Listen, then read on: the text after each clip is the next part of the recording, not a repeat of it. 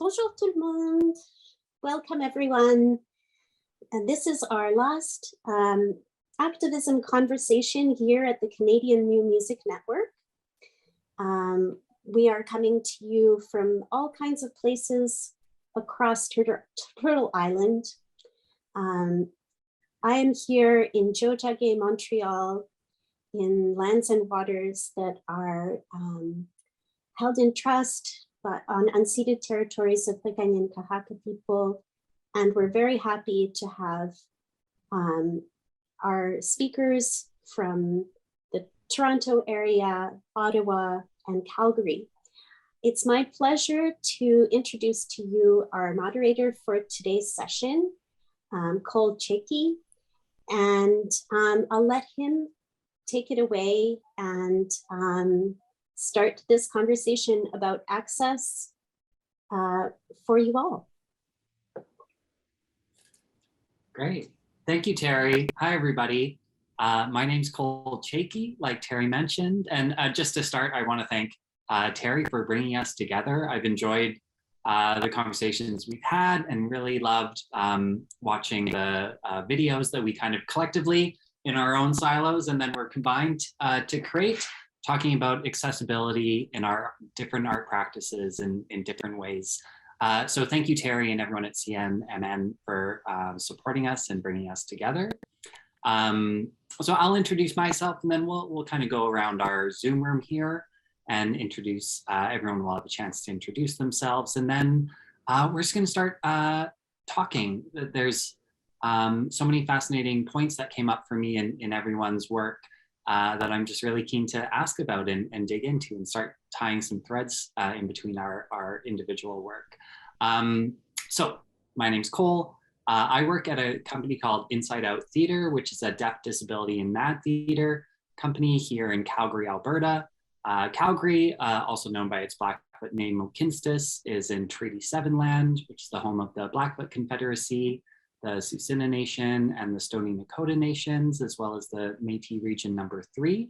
Mohkinstsis, the Blackfoot name, talks about the meeting point between our two rivers here in Calgary, the Elbow and the Bow, and where I am literally now at Inside Out, I'm about 100 meters away from the Bow. And so I love connecting to the land and the water that runs through our area. Down, you know, it started out where you folks are out east and it's heading west and I'm just a point along the way. And that's a nice frame of reference for me to think of. Let's start. We'll just start by going around and introducing ourselves. And I'm just gonna, you know, spin around clockwise on my view here, which starts with you, Chelsea. If you'd like to introduce yourself and say hi, tell us who you are, where you are, what you do. Sure thing. Thanks, Cole. Hi, everyone. Thank you so much for inviting me to be here today. Thank you to Terry and everyone at CNMN, which is always a bit of a tongue twister for me, for hosting this. And Cole, thank you for your moderation. My name is Chelsea Jones. My pronouns are she and her. I am a white Spoonie settler, and I'm an assistant professor at Brock University in the Department of Child and Youth Studies. And a lot of my work has to do with cripping the arts in Canada. And that's sort of where I find myself in my research. I'm originally from Saskatchewan. And when I recorded my video, that's part of this session, I was in Toronto and now I'm in Hamilton. So I seem to be moving about quite a bit. And I'm still getting to know where I am. I'm a recently new to Hamilton, or the Hammer, as the cool kids call it. And I live near the escarpment, the Niagara Escarpment, which if you haven't been, it's this big part of Turtle Island that looks kind of like a huge cliff full of trees, and it's about 400 million years old, and Indigenous people have been foundational in preserving this biosphere for a very long time. So it is my summer project to learn about this place, and to think about what it means to be here on the Dish with One Spoon Wampum Agreement, which is the traditional territory of the Haudenosaunee and Anishinaabe people. Would you like me to pass it, Cole, or pass it back to you? Oh, please pass it on. That'd be great. Okay, if we're going clockwise, the person next to me is Julie. Hi, Chelsea. Thanks for introducing me. Hi, Ellen. Hi, Cole. Very glad to finally get to have this real discussion live with all of you. So just to let everybody know, I might step and skip between English and French. Let me get started in French and, bear with me. Mon nom, c'est Julie Richard. Je suis une Canadienne haïtienne qui habite présentement le territoire de Montréal. En fait, depuis les 20 dernières années, je travaille en intervention auprès de jeunes d'âge et préscolaire et de primaire et de secondaire. J'enseigne au collège Jean-Eudes. Je travaille principalement à faire reconnaître le travail des compositrices africaines-américaines dont la présence a été obscurcie dans l'histoire des musiques européennes, puis d'allégeance classique. D'un autre côté, je travaille en soins hospitaliers avec les clientèles de centres d'hébergement pour personnes âgées. Donc, je suis un peu multidisciplinaire dans mon approche. So, as I was saying, I teach in high school. I also work in preschool music teaching mainly. I'm a classical music composer from a classical background. I work into shining light on those forgotten African-American classical composer, trying to bring light to their work and get us used to their contribution and curious about it. So I work mainly for an ensemble called Les Angles Mortes and the Black Arc Orchestra. Now I guess I should pass to Hélène. Thanks, Julie. And it really is a pleasure to get to have an actual conversation over Zoom with all four of you, four of us. And thanks again to Terry and everyone at CNMN for convening this. So I am a white settler Canadian. My various branches of my family have lived in Canada for many generations. I grew up in the prairies in Treaty 1 territory in Portage la Prairie, Manitoba. And some parts of my family came here unwillingly. My grandfather on my father's side was a Bernardo boy who was a baby shipped to Canada to be, because of poverty in England and no one to take care of him there. I work in Ottawa on unceded Algonquin territory, and I'm grateful for these complex histories that we're having to navigate and think about, where we're the call to understand who's your mom and where are you from, to recognize that we live in a current social moment where we can't take anything for granted, ought not to take anything for granted, and ought to be really relearning how to be with one another in every moment. I'm a flutist and improviser, and I work in a university at Carleton University, where I'm responsible for directing the Research Center for Music, Sound, and Society in Canada. That's me. Great. Thank you, Ellen, and thank you all.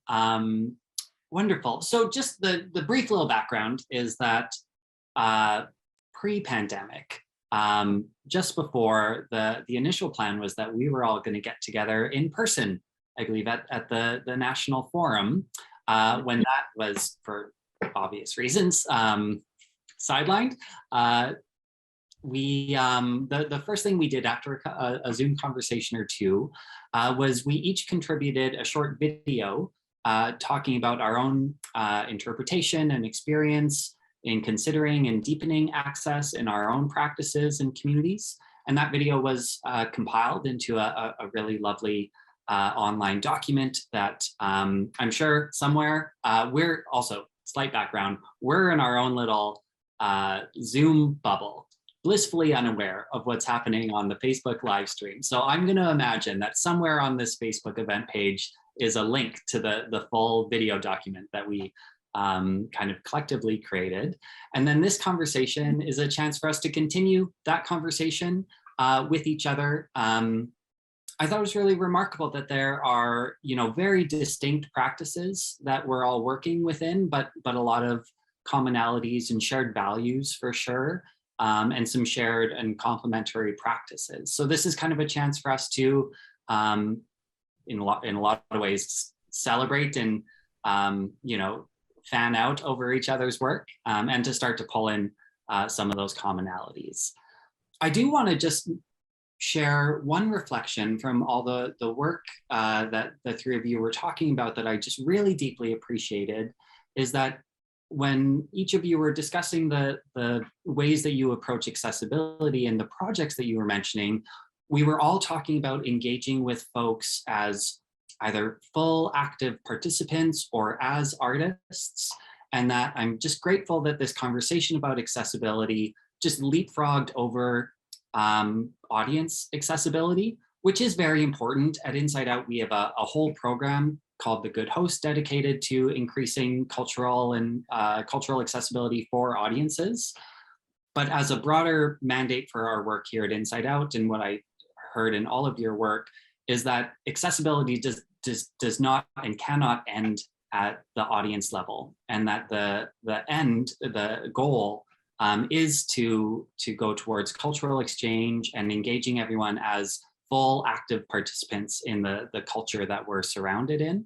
And I really appreciated that in your own ways, the way that you were embracing accessibility was to engage people as full participants. I know for me in my world here in Calgary, in our arts and culture community, we've talked a lot and work a lot and spend a lot of time considering equity, diversity, inclusion, and accessibility. So much so, those words become so familiar and so commonly used that I find, because they're so familiar and almost ubiquitous, they can lose its potency or meaning sometimes. And so I sometimes find it helpful to just find relevance synonyms for those words, where equity, diversity, inclusion, and accessibility can also be discussed as fairness and variety and belonging and participation, which I think is a good synonym for accessibility. We're really talking about opening up participation for everybody. And so the first, one of the beautiful ideas I heard in our video that I want to maybe start with is with you, Julie, because you talked about the work you were doing in seniors' homes and with older folks, particularly folks experiencing or living with dementia or Parkinson's, about maximizing participation in those communities, which is just a beautiful phrase that I loved. And I also particularly wanted to mention you recognizing for facilitators or teachers in those worlds, when you described it, or at least the subtitles described it, as a unilateral process of facilitation, and that introduced barriers to participation. And that resonated with me a lot in talking about inaccessibility and barriers in terms of practice and process and facilitation. So, which is really just a prompt and offer to you, Julie, to start us off about either that aspect of accessibility in your work in those senior care homes, or whatever that springs to mind for you. Yeah. Well, first, I'd like to acknowledge that I had a lot of freedom, and that was to come up with any type of program I would fancy, which is not always the case, because most times we need to work under funding and subvention, and we need to provide a result, and that wasn't the case for me. So I had a full opportunity to take my time and seeing what would actually present itself by working with a certain community, what was there to work with, I had no plan to follow up in terms of, well, this week number 1, we need to achieve this. There was really not goal oriented. We had nothing to win by offering a presentation, or I had nothing that would stress myself. So that gave me the opportunity to see what the people I was working with wanted to do. And it was my responsibility, and I think it is always part of us responsibility to create out of what is offered to us through our people. I would switch in French real quick.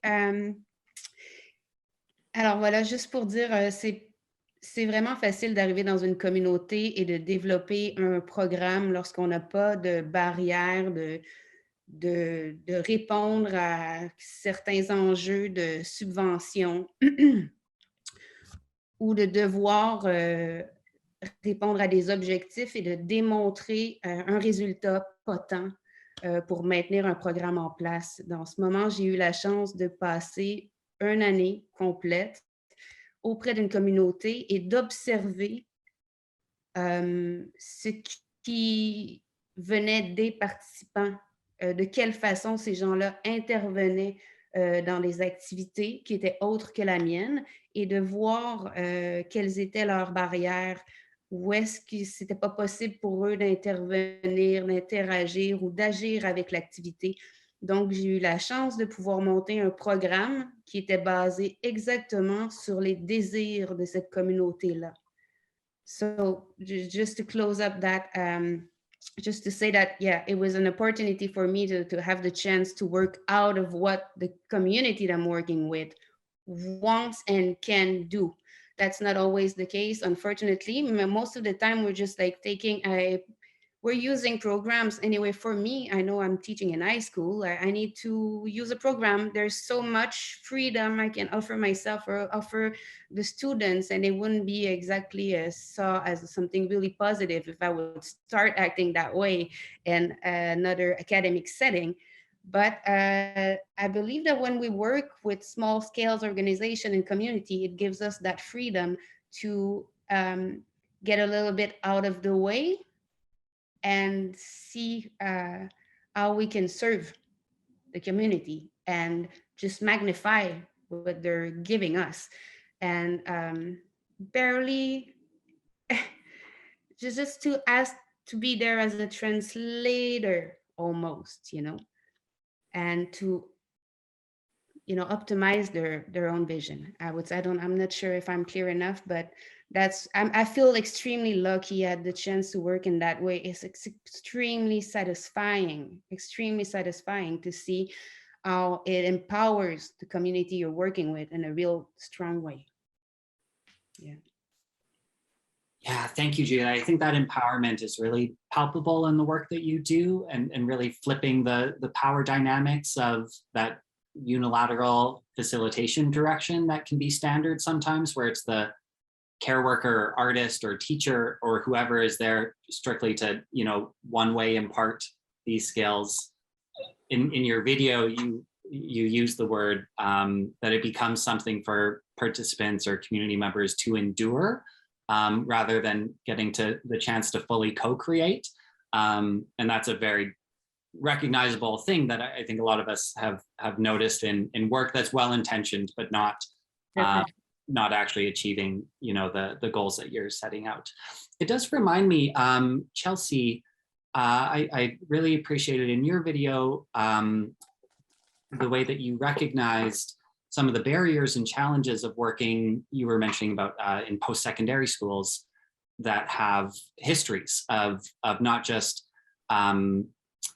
being benignly inaccessible to people with disabilities, but actually very troubled, active histories of oppression and harm, and how that is a very real barrier to re-engaging or repairing relationships as you're welcoming like some of the artists with disabilities that you work with. I would love to hear you expand on that. Sure, thanks. Yeah, I mean, I I was thinking earlier, Cole, when you were sort of saying that we have this kind of equity, diversity, and inclusion language, this kind of EDI language, that sort of becomes like a buzzword, right? It becomes a bit hollow and sometimes doesn't hold the meaning that perhaps we want it to, in part because it sometimes is implemented in ahistorical ways or in superficial ways that invite people in, or as Julie was saying, you know, that invite people to sort of endure an intervention without actually sort of adopting some of these come as you are, embodied ways of being that I think both Julie and Ellen mention in their presentations and also in their interventions. This idea that the body that you have can work and can do things, and already espouses and inhabits the artistry that is needed for the project or for the thing that you want to do. And sometimes I think, you know, in the field of critical disability studies, it's sometimes known as inclusionism. So this idea that it's, you know, we need to do more than just include people in systems that have been oppressive and continue to be oppressive, and universities are that way. We need to actually, you know, think about changing sort of the underlying structures, or at least challenging those structures, and understanding what it means for people to come to these places in whatever form that might be and engage in artistry. We see this also in interventions like relaxed performance, for example, where part of relaxing a performance is to do more than just make the audience comfortable, although Cole, as you said, that's important. But part of relaxing a performance might be understanding the history of the building that you're in, understanding the history of the performance and how it came about and who wrote it and what power relations were at play. And I think so too, in the kind of creative interventions that we're discussing, there's something to be said for understanding the context and what it means for people to show up and be part of it and to access the arts.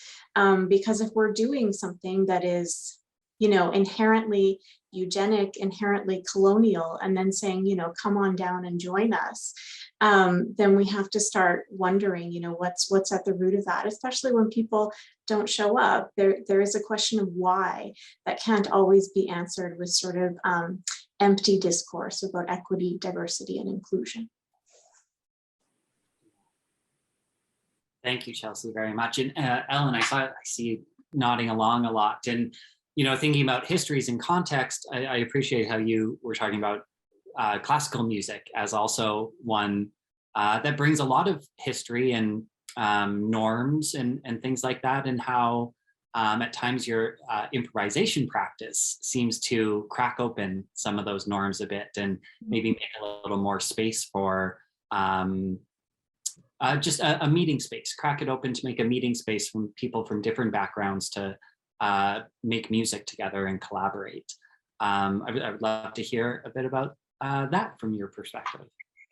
Well, I think it can, but I don't think we should assume it will. Right. So I think, again, everything depends on the sensibility that you bring to that moment of improvisation, the invitation, the generosity, the willingness to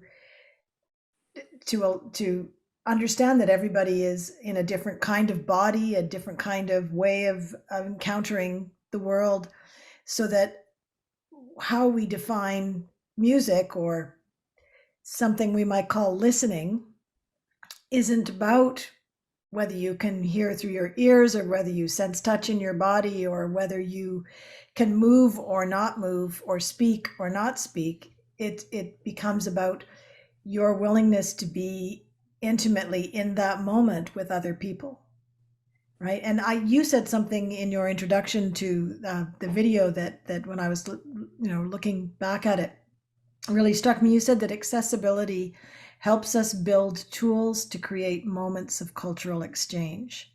Mm-hmm. And I feel like if improvisation is helpful, it's if it's that kind of tool, right? The possibility for improvisation is that we don't have a script. We don't know what's going to happen yet. So that means there's always a moment where everybody could respond. But if we're turning away, if we're defining excellence or good music or just music as in a particular way, then we can be recreating those barriers as fast as we're removing them, right? So I love that idea of any of our musical propositions as tools that could be accessible. And if they're accessible, they create those moments where such an exchange is possible. Yeah, thank you, Ellen. I'm glad that stuck out to you. And you know, part of our background here at Inside Out, the idea of accessibility as a mode to cultural exchange is also rooted in our sort of philosophy and belief here at Inside Out that when we talk about deaf artists or disabled artists or mad artists, we're really talking about deaf culture and disability culture and disability justice, mad pride, mad practice, and mad culture, that these are rich cultural communities. You know, in the deaf community, in particular, as a rich linguistic community, and that yeah, creating accessibility is a two-way street. You know, I have deaf colleagues here at Inside Out, and we have interpreters at all of our staff meetings and things like that. And it's a mindset shift to articulate and reinforce that those interpreters are there largely for me. If we, you know, if two of our deaf staff members are working together, they're within their culture and community and linguistic practice, and they don't need an interpreter. But if I need to join that meeting, or if we need to chat, or if I'm going to collaborate with them, in a lot of ways, that interpreter is there to serve my deficit, my language deficit, because I'm not fluent in sign language. And that's that cultural exchange that happens when I can work alongside and we can connect with each other.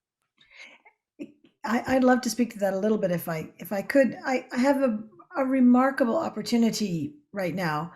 I'm working on a score for improvisation that is meant to be something that would be very accessible, that all kinds of bodies could interpret. And I've had the capacity to collaborate with Spill Propagation in Gatineau. They're Tiffany Giraud and Paula Bath. And Tiffany is a deaf and a theater artist, and Paula is a cultural studies person and a hearing person. So we've had this, for me, incredibly precious opportunity to exchange the way that we understand music. I would record something, I would send it to Paula, and through a vibrotactile vest, Tiffany would listen to my music and then create a graphic score, draw her representation of that music and send it back to me. And along with the vest at a certain point. So two things struck me. One was I could not believe the accuracy with which Tiffany was feeling what the musical structure, the musical ingredients, like never mind even a beautiful poetic interpretation, but the actual, you know, fundamental nuts and bolts of what was going on in the music, however defined. So that was thing one. And thing two was when I put the vest on and tried to perceive the music in the same way, I had no competency. I was stupid at feeling those vibrations. I could feel the vibrations, but I couldn't interpret them in that way, right? So the tables were turned. It's, as you say with the interpreter, I realized it is not that Tiffany is deaf, it's that I don't know how to interpret vibrations. You know, these two things are true at the same time. And you know, it's making me realize all over again how important this work is to be able to engage in, how precious it is to engage in, because we learn how limited our sensory competencies are, our sensory knowledge is, when we assume that we're actually able, and not only that, but trained to be a musician, to hear very finely, whatever, and then to discover that there's a whole dimension that I actually am very bad at and have no need to learn. Like that's just blown my mind. It's amazing to discover you don't know anything. Yeah. All over again, right? Well, I'm so happy for you, Ellen. You're having that experience and getting that opportunity to grow. That's wonderful.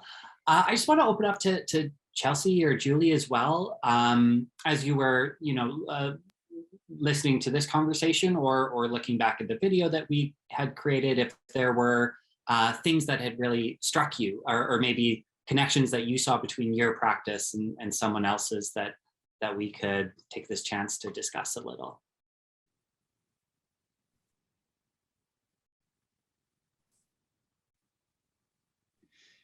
Yeah, I might want to enrich. I mean, definitely, I've seen so many ways into our practices are like really crossing paths. Just to say, this thing that I've heard from everyone was in a way that Ellen said it at one point during her video presenting her work, where you said, sometimes I'm leaving and I'm going out for a supper and I leave the space. And I thought, that this is fantastic. It seems to be something strong, the fact that your presence might be needed, but we need to rethink what our presence is, and change the way we interact with other creators. And that was very touching to see that it is done in other practices, that it's done differently and it could happen in a different way. And I'd be really curious eventually to just leave the room too, and not worried about anything. This could happen without me, of course. It doesn't need me, in fact. I'm here to learn. It is an opportunity for me to learn. If I see it that way, it will be such an enriching experiences. And it was really fun to notice that. Chelsea, you said it in a different way too. And I loved when you said inclusion is not enough. It kept ringing in my head, and it still does, and it will feed a lot of my future thinking. And thanks for that. That was a brief parenthèse. Thank you. Yeah, thank you. It's such an important step, though, that learning to let go of, or this is my experience of notions of like control, and ego. For me, sometimes it comes up like letting go and being like, I'm going to step back, and that's great. Not just okay, but like that's a really positive move to let go of. Like often, from a caring place, like wanting to make sure that everyone's okay, make sure that everyone's supported and cared for. But to learn when to go for supper and leave people to improvise by themselves. Well, the university is paying my salary. That's right. Yeah, Chelsea. Yeah, I just wanted to sort of add on to what my colleagues are saying.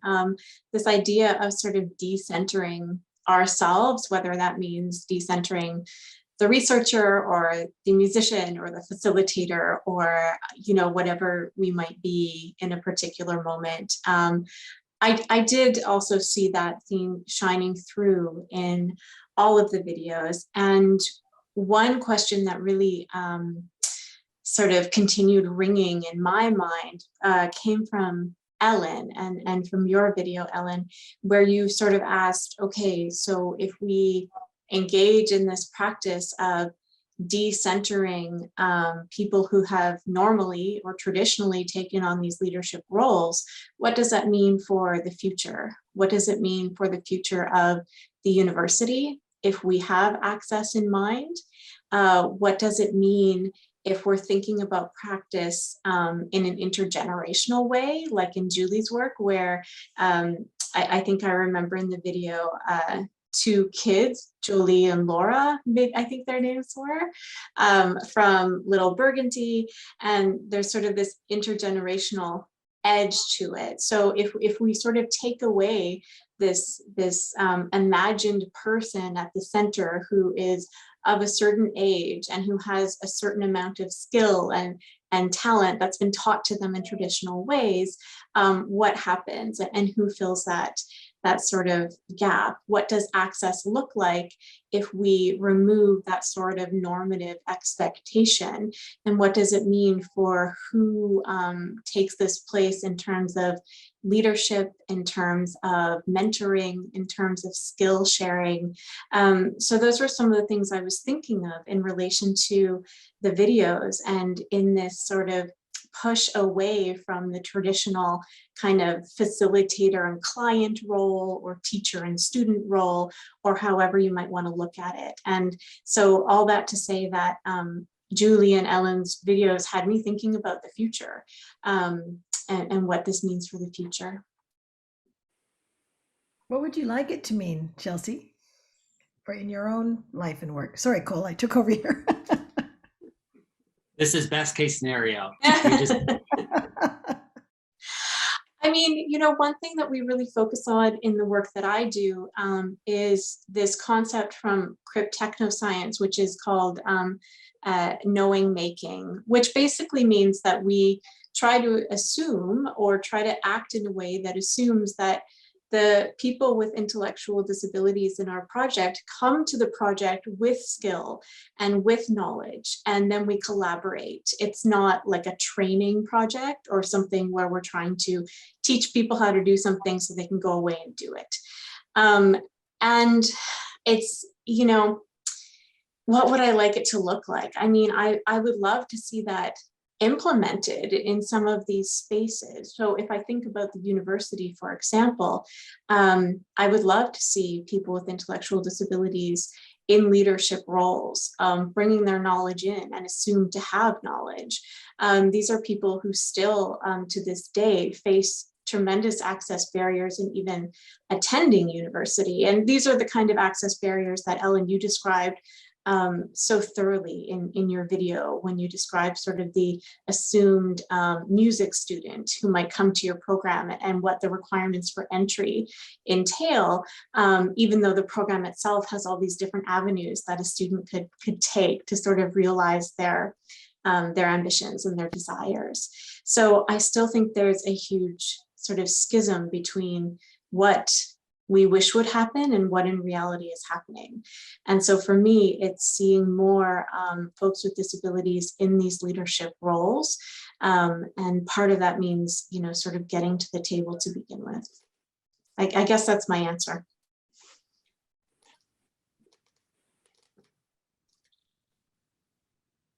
Well, such a good question. I would love to pass that question to Julie as well, about what your dreams are for the future. And also, if you want to chat a little bit about the young kids engaging with the work, the music from the older folks, because that intergenerational cultural exchange was also a highlight of watching your work. But take those one at a time, or whatever whatever pops into your mind first. Now, in terms of what I'm hoping, it's definitely you know, the fact that, like, I was very touched also by what Ellen was saying, and true, like, if it isn't accessible for everyone to show up and to get a space in a university level, and I'd love to see that while I'm alive. Like, I'm very hoping that some people take that at heart and we see things changing, like, honestly, because it is unfortunate, I'd have to say. It's definitely something I see also, because I see also my teenagers, like, looking at a future in art and having to be really realistic towards what they can actually do, and the amount of work that them and their families, if they're lucky enough to have one, will have to put in order for them to follow the traditional path of studying. So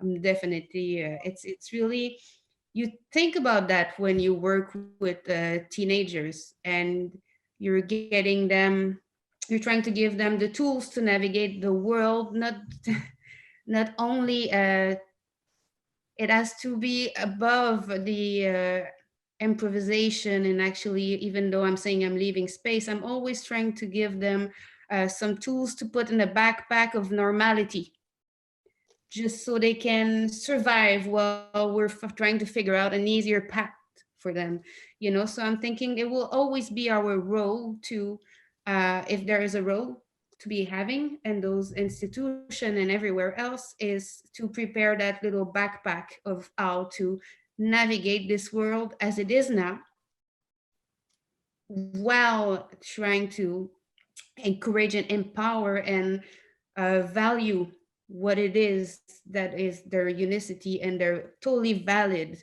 uh, way of moving around artistically, or, you know. We have to review the terms normalcy. Definitely, it is something else we have to do.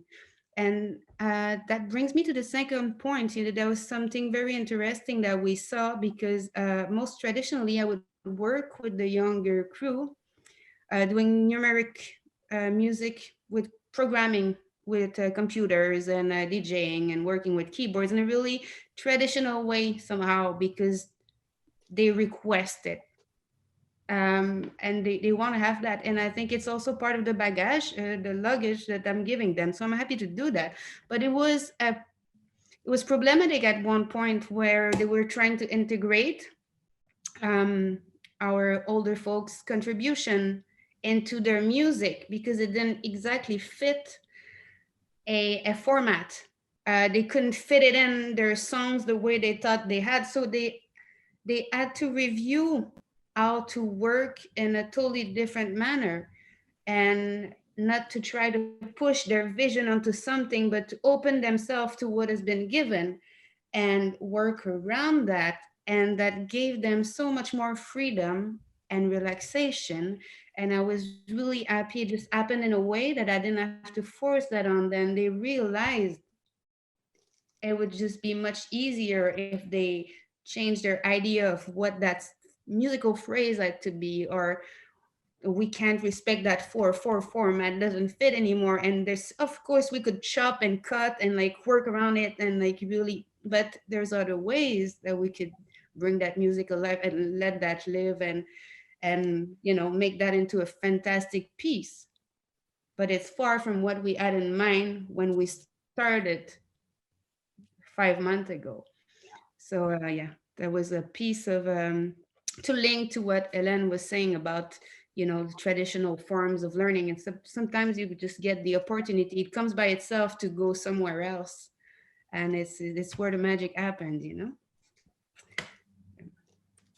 Yeah, it's wild to hear how early kids, when they're in early music education or art education or whatever, are already without, you know, unless wonderful interventions like what you're just describing happen, how early they can be recruited into those systems and structures, and reinforcement, like what's standard, what's the norm, what's the canon, you know, how does this work, and this is the way it works. So how just glad I am for those lucky kids to have that experience at that age, that pivotal learning point, to reinforce flexibility and acceptance and spontaneity and change. But also just struck that otherwise, you know, how early we all were brought into this system without even really knowing it.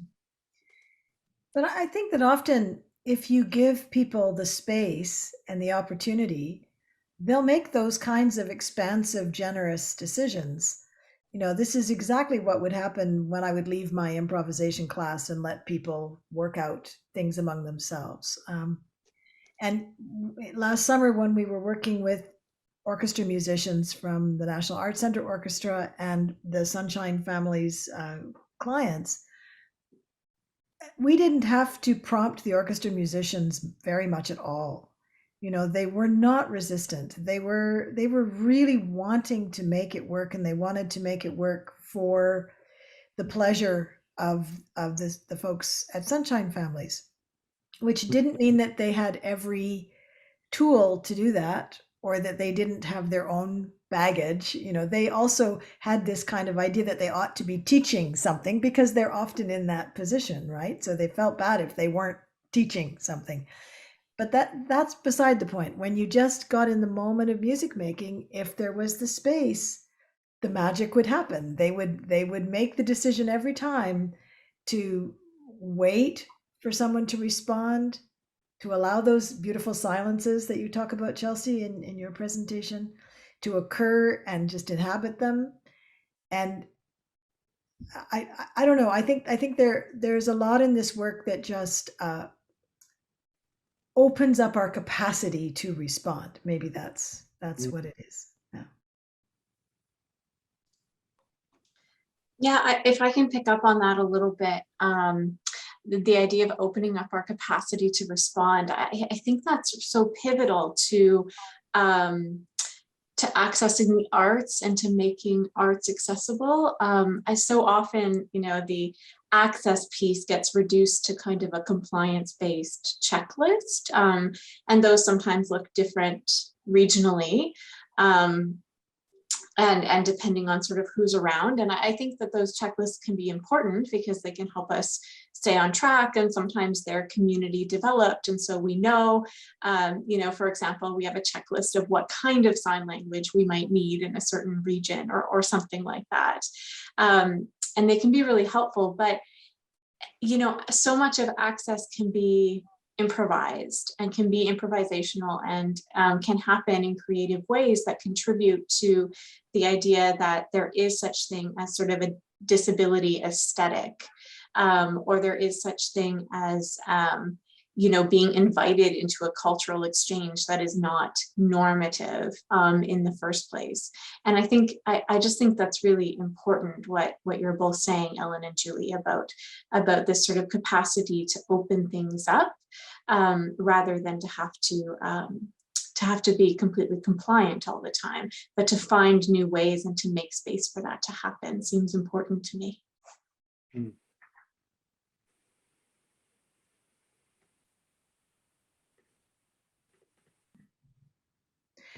How does that play out in your own work, Cole? Yeah, yeah, I think,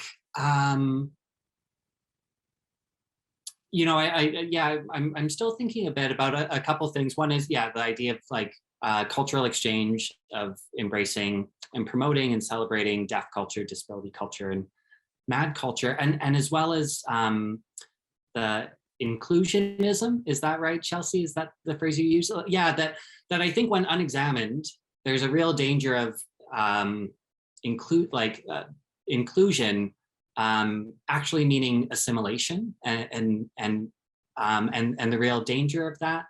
And so expanding our understanding of all these different cultures as additive, as we need to grow the cultural landscape, not just make it more inclusive or more accessible, but actually expanding all of our notions of what makes culture that we live in is really important.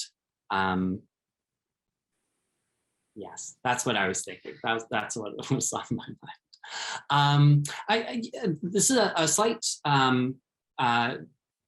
new thought or new question. But another thing that I really appreciated in the videos, and I'm just keen to hear more about from you, Chelsea, is the element of the artists with disabilities or disabled artists that you were meeting or interviewing for a research project, living areas, like living outside of urban centers. And just that broader understanding of how location and access to other people and services or cultural centers can be a compounding or complicating factor when we're talking about access and culture. So yeah, I would just love to hear a little bit about that, Chelsea. Sure. Well, one of the reasons that the people I research with, we wanted to sort of focus on disabled artists living in rural or remote areas, in part because, these larger sort of cripping the arts movements are tremendous, and they do these amazing things. But often they sort of are like housed in places like Toronto and Vancouver, and even smaller urban areas that are also important, like Calgary and Winnipeg and Regina. And we began thinking about, well, what does a disability aesthetic look like elsewhere? What does it mean when you are maybe the only disabled artist in your town or in your village? What does it mean when, disability and indigeneity and the North are interconnected and sometimes conflicting concepts? So what does it mean to make this art remotely?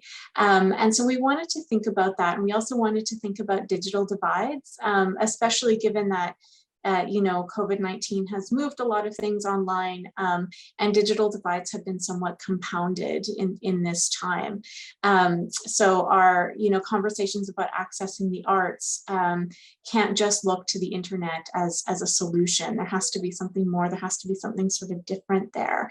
And even in terms of making access checklists and things like that, what does it mean when, you want to make an access guide, but there is no bus in your town, so there is no way to get there? What does that mean for you? How are you making art? How are you being an artist in this way? And so these were some of the questions that we had for rural artists, and we're still interviewing some of them, so we don't fully sort of know the answers yet. But what we are coming to discern is that livelihood and artistry has something to do with the dreaming, with dreaming about the future and imagining the future in particular ways, and that the sort of urban-rural divide, which is increasingly complicated and increasingly sort of a mythology, has something to do with that as well. So I'm not sure. I might have deviated from your question, so feel free to pull me back on track, Cole, if you like. No, that's fascinating. I grew up in a rural Southern Alberta part of our province, and my family all still lives there. And I'm just endlessly fascinated with stereotypes that exist, and myths, like you say, of urban and rural divides, but also the very real differences that can be present, both in terms of literal infrastructure and population numbers and things like that, but also the more intangible cultural and sociological differences. So no, thank you. It's just a perennial fascination of mine. Yeah, I also grew up in a small town in Manitoba, so maybe that's, maybe it's all just, it's all got some childhood roots or something like that. We all have a lot in common. Julie, I'm curious in your work if, not that I want us to talk about COVID very much, but I am curious about the things that we've learned over the last couple of years and some of the ways that remote and digital collaboration and connection has potentially added to our practice or complicated our practices. Now that we're, imagining some vague distant light at the end of the tunnel, I am curious how some of these new to me anyways, digital and remote communication tools, that you see them being involved in your practice moving forward. I would say that even if it required a lot of rethinking of the method we had to put communities together and work together, even if it was a little complicated to put together, at this point, I don't know how we could get going without that. It saved us so much complication in order to put two communities together, which both had their space of work equipped with internet and camera and Zoom, and also how it was a little less violent to introduce people together in a much more uh, staying in your safe space. I could keep people that are rather anxious in a place where they feel safe and secure, and that screen gave them the opportunity to be a little more open. So I'm thinking we will keep this remote working station as long as we can, and also it's much easier in terms of like transportation and everything. That would have been so complicated to get like waivers to get a kid in a bus and move and like come back, and then it would have taken 3 hours. So most likely way less interaction in real time to progress on stuff. So right now, as I'm saying, it was really unfortunate, everything we've been through. It was mad, but today I'm thinking, wow, it gave us the opportunity to develop something I would have never thought of. And also we can keep trace on that just by the fact that as we're doing now, we're recording, and it's great to be able to archive everything that we're doing, get back to it, keep all those traces there. it's it's so it's so much easier to work that way. But what something I've realized is a lot of people that I've worked with that are really introverted, that wouldn't actually participate that much, were taking much more space. A screen was something else for them that they were used to. you know they play video games, they have another character, they could let it themselves in much more freedom. So ideally I would like to organize in-person meeting and interaction. That would be fantastic if we could have both of them eventually, but for now I think it was just a blessing in disguise. Yeah. That's what I would say on that. Oh, it's so interesting. Yeah, thinking about just temperamentally how we all react and exist differently on these platforms like this conversation we're having now, and how, yeah, for some people it can be really freeing, and because there's a level of safety, and for some people it can be really dispiriting and hard to connect or express yourself, and that person may feel different on the following day. I know for us at Inside Out, it's opened up a whole world of possibilities for us as well, particularly for folks that find traveling outside of their house really burdensome, whether someone who uses a wheelchair or mobility devices and is dependent on our kind of public accessible transit service, which is quite a bureaucracy for folks to navigate, or even, we have a blind coworker here at Inside Out who finds, navigating expensive or dangerous at times. Like, this ability to choose to meet online has some very real world accessibility bonuses that we've found as well. I think the operative thing is choice. Mm-hmm. And that's going to be the tricky thing to figure out going forward. What avenues will get closed as people start to open up more in-person activities, and it becomes resource intensive to have something happen in a hybrid way, or just difficult to figure out the sociality of that. I know that even in relatively really well-resourced places like universities, that those are conversations we're having, because it's theirs too, students and faculty who feel safer, happier at home, working, very productive, and people who aren't doing well in those environments and need that personal contact. Now, and I wondered, could I raise something else, kind of different from this? One thing I keep thinking about is the assumption of the autonomy of a body.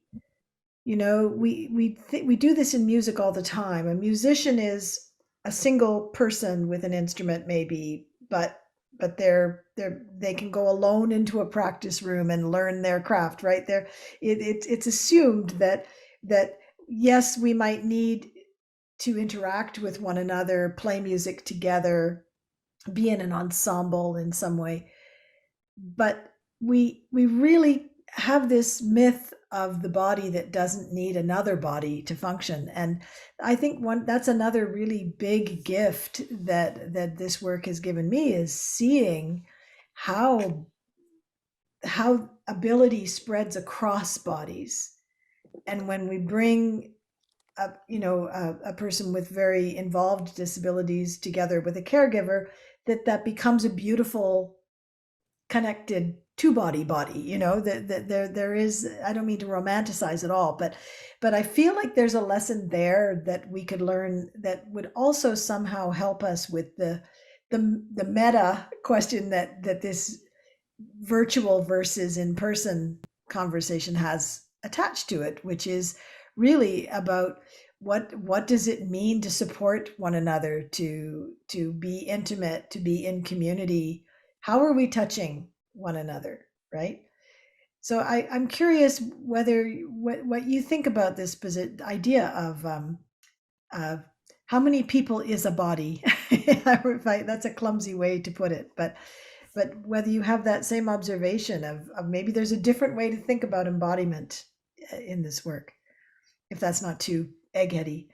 Well, I'll say in my experience in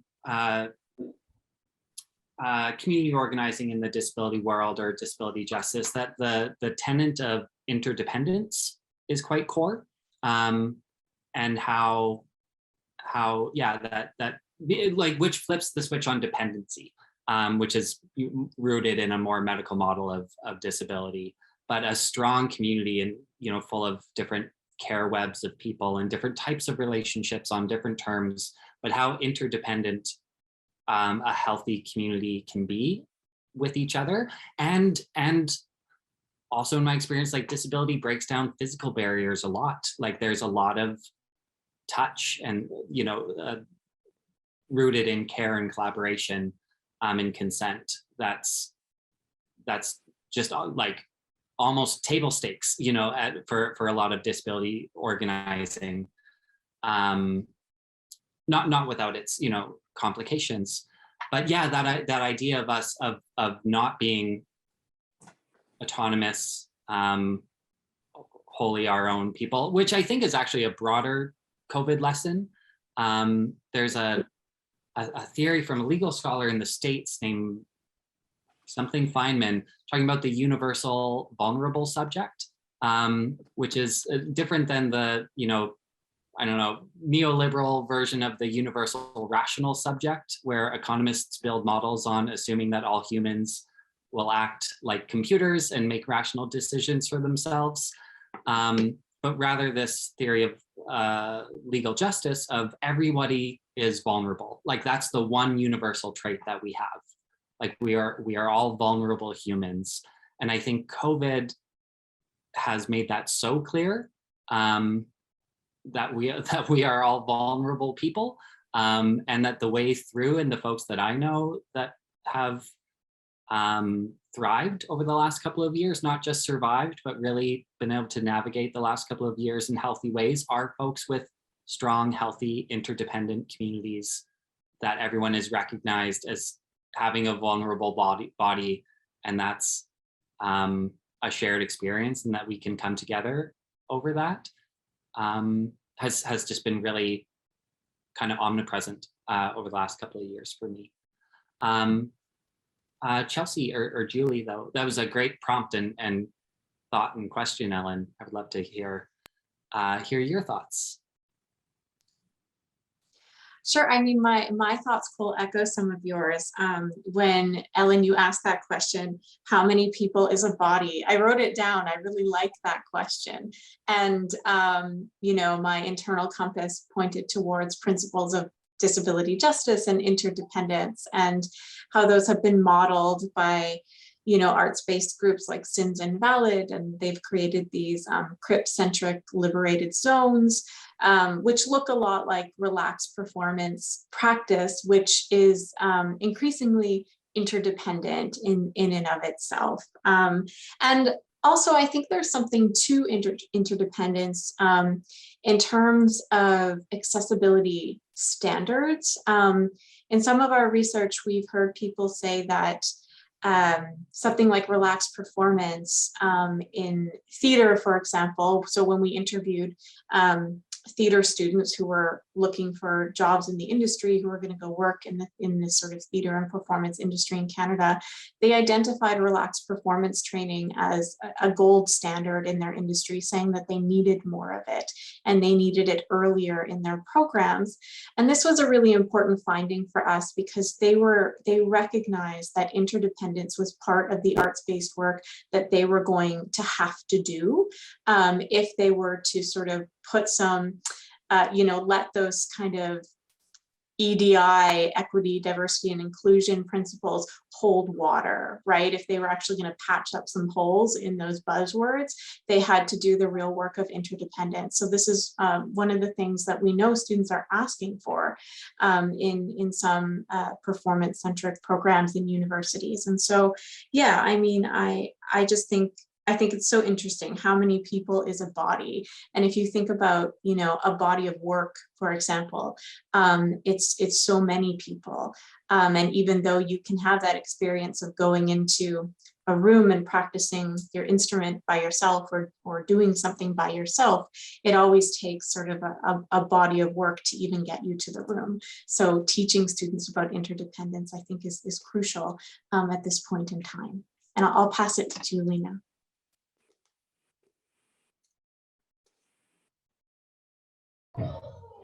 I think I'd really love to just ask a question for clarity, and I might not be the only one who needs that clarification, but please tell me about this relaxed performance that I've heard for a while. I'd love to know.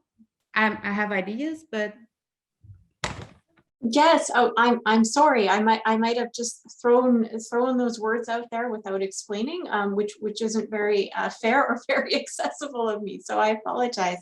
Yeah. So relaxed performance is it started off as a theater intervention based in autism communities in the United Kingdom, and in the past 5 years, organizations like the British Council Canada have been doing relaxed performance training across Canada. So it's sort of picking up some speed in Canada. And it's an accessibility intervention for performances that supports people in all aspects of the performance. So audiences, actors, producers, or whoever is sort of involved in making the performance itself more accessible for everyone. And a lot of what this means is figuring out what accessibility means in your community or in your context. So thinking about what kind of languages need to be in the room, what the context is of the performance, how to guide people to the performance, how to invite people who might otherwise not be involved into the performance. So people involved in the performance do all this kind of work. And I think, Cole, you might have a more thorough explanation because I know that some of the work that you do in Calgary is connected to relaxed performance, and also this idea of being a good host is connected to relaxed performance. But relaxed performance is often thought of in a theater context, but we've in the past couple of years seen it in like choir performances and fashion shows and in other contexts as well. So the idea of relaxing the performance is about making it more accessible to the people who are involved in sort of the local context. I hope that makes sense. So that was, yeah, great, Chelsea. And I'll just add one of my favorite things, and one favorite things about the relaxed performances, like kind of on the night, like when a relaxed performance is happening, is there's like technical things that a relaxed performance consultant will do to tone down the intensity of the show a bit for folks with different sensory processing ways. Like, yeah, looking out for like strobe lights and sudden bangs, things that are one of our main consultants calls them startles, things that make people jolt. But one of the fundamental things is relaxing, and by doing so, acknowledging the really strict theater going rules that companies have adopted, like the basic rule of like, you need to sit still silently in your chair for 2 hours. And that's the only way you're allowed to be in this space. And if you do anything different, you have to leave.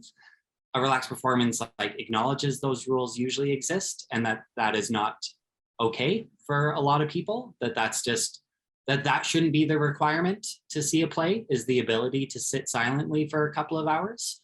And so it's really an invitation for everybody in the space to like accept who they are and how they need to be able to be there, and to do that for your neighbor or the person sitting next to you or anyone else in the room. Because what it says explicitly is that if someone makes a lot of involuntary sound or someone moves a bit, they're not being a jerk. Like they're not doing that because they don't care about manners or politeness or decorum. That's who they are. And by relaxing the rules, they get to be here to experience this art in the same way that you do. And isn't that a nice thing? And so that's just like like on the date when it's happening. That's one of the things Relaxed Performances does, and that's beautiful for everybody. Everybody is grateful to know that if you really have to, if it's a 100-minute long 1-act play and it's 75 minutes in, you have to pee, that you could like just run to the washroom and come back, and that's okay. Like that's like it's one of those often said kind of idioms around accessibility or universal design or things like that, is that a change or an alteration or an adaptation could be made with one particular experience in mind, but that it almost always benefits everybody.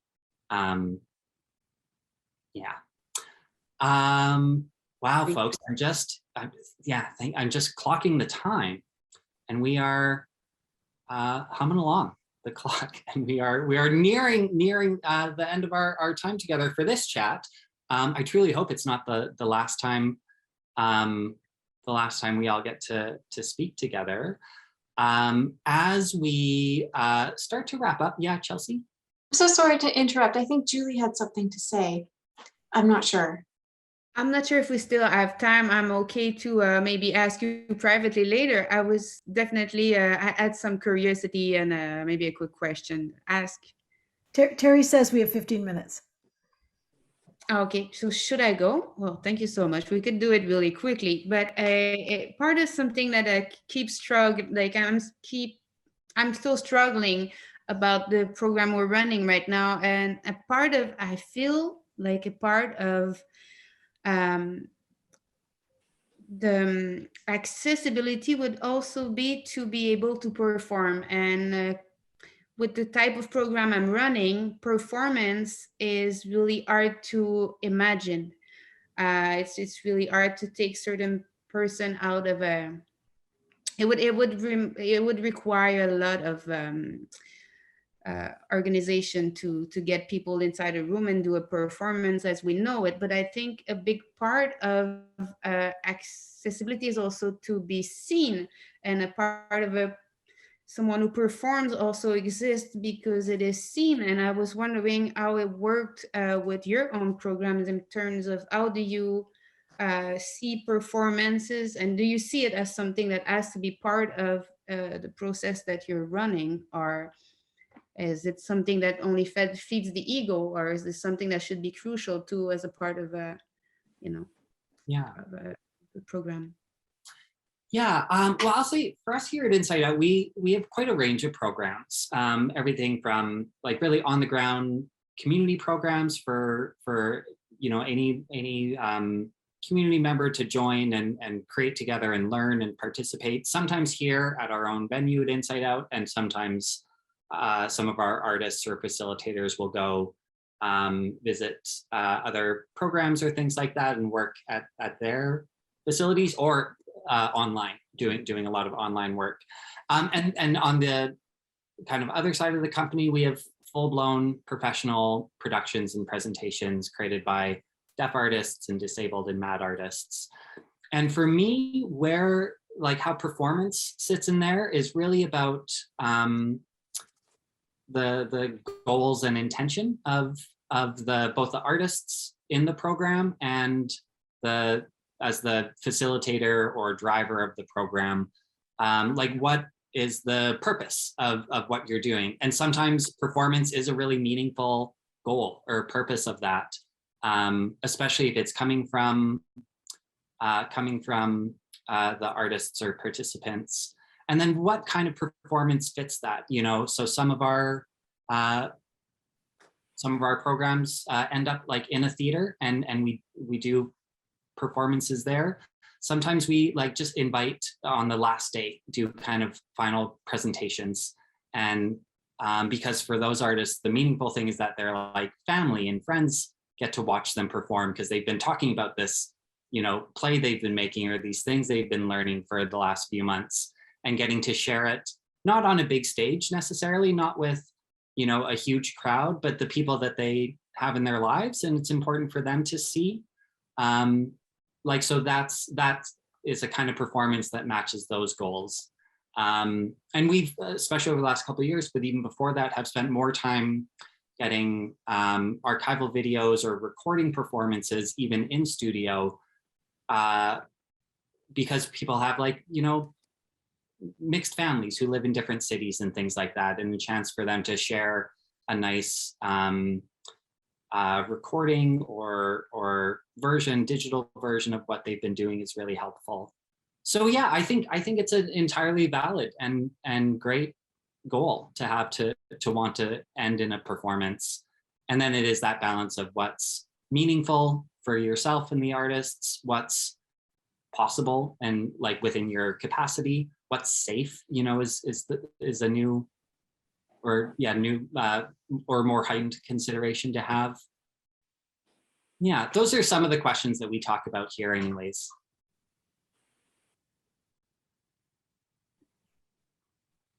Thank you. That was a good answer for me. Well, folks, in our last few minutes, I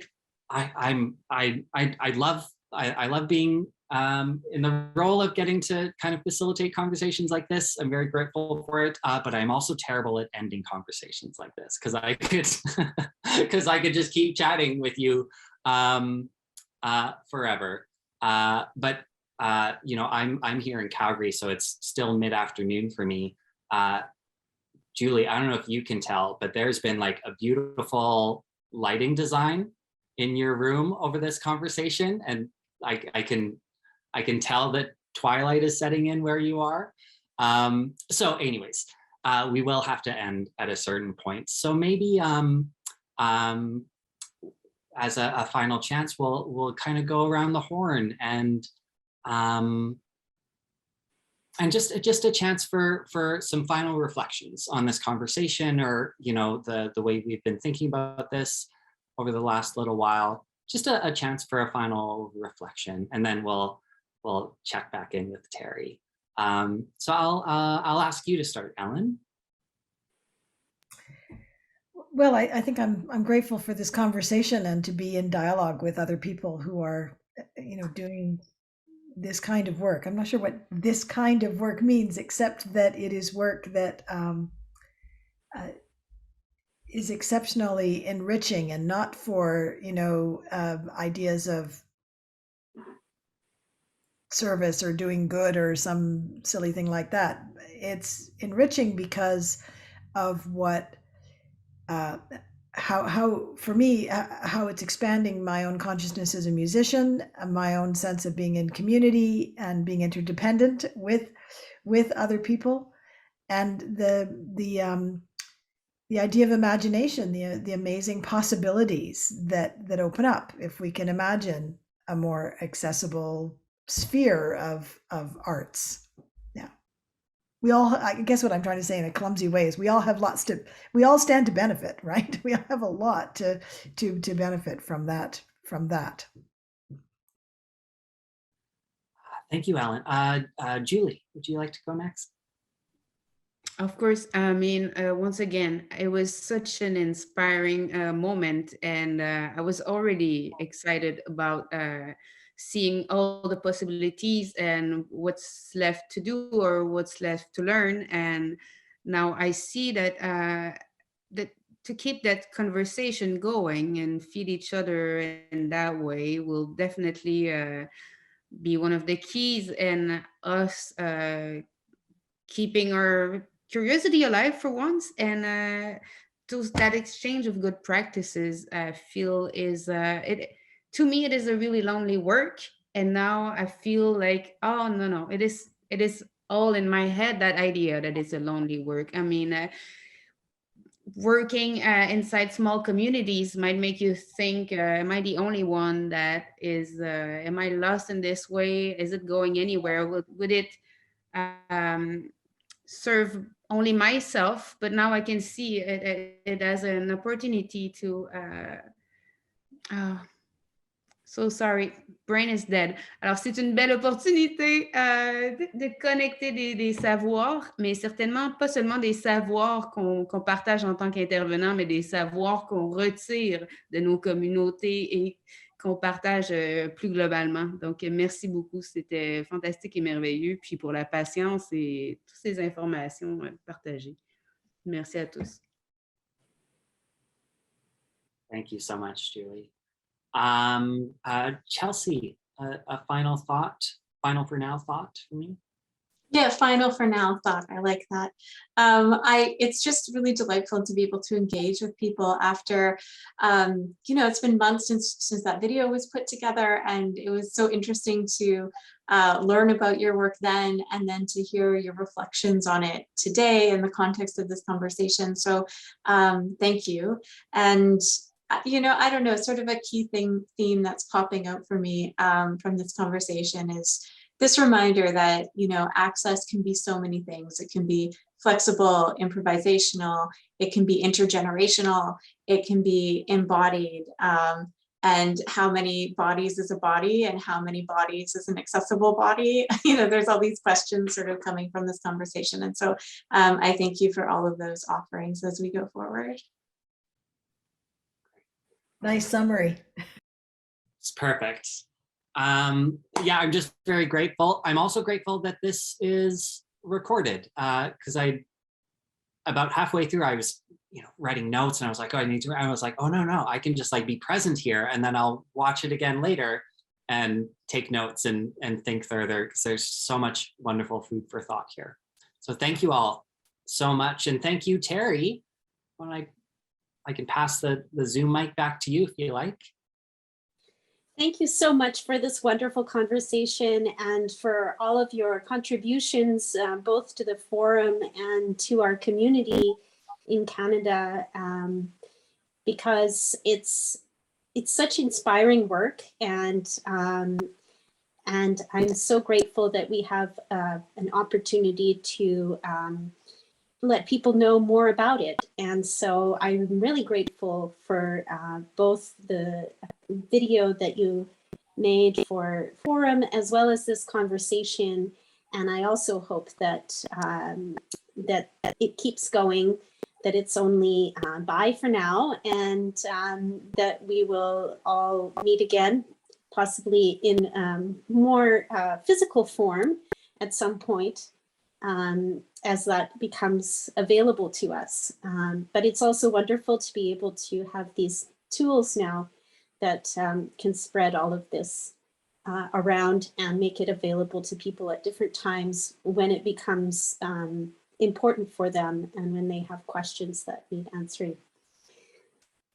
So again, thank you all, and I hope everybody has a wonderful rest of the day and a sweet and gentle movement into spring as we've survived the winter, and best of luck in all of your projects and with all of your collaborators and communities. Thanks, everyone. Thank you so much.